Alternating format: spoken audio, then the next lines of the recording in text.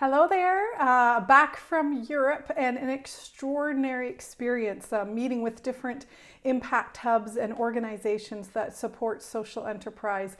And so really grateful for this opportunity to learn from these incredible leaders from across the country. So, what did I take away from this experience?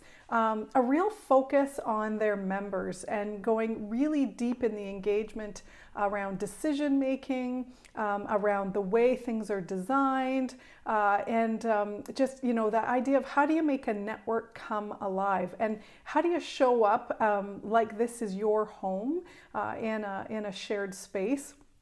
Or co-working space. And so it was pretty incredible to see all the different social entrepreneurs and people who are creating tremendous impact. So lots of similarities to what we're experiencing here, and yet a real deep focus on their members and wrapping around them. And so I'm taking that away. And just the struggle that we're all having around language, and maybe letting go a little bit on trying to figure out the exact label. I made a list of all the labels we're making in our work at Pillar Innovation Works and Verge, and maybe recognizing that these are different approaches, theories, models, and that we don't have to get it all right. But how do you help people understand what you're doing? And it really comes from that value proposition, and it's often from people feeling what you're experiencing. And so the Impact Hub movement really has a global focus, but is locally rooted.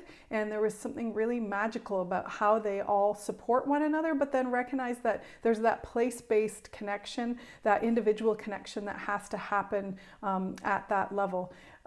Being in Europe and seeing the architecture, the arts and culture, the heartbeat of Florence, Vienna, Amsterdam, and that history that exists there really is like a foundation of city building. And while I know we have that in London, and lots of people are working on it, just how do we make sure that we take that to the next level, and that no matter what sector we're in, we're supporting the other sectors that we know create a vibrant and resilient community.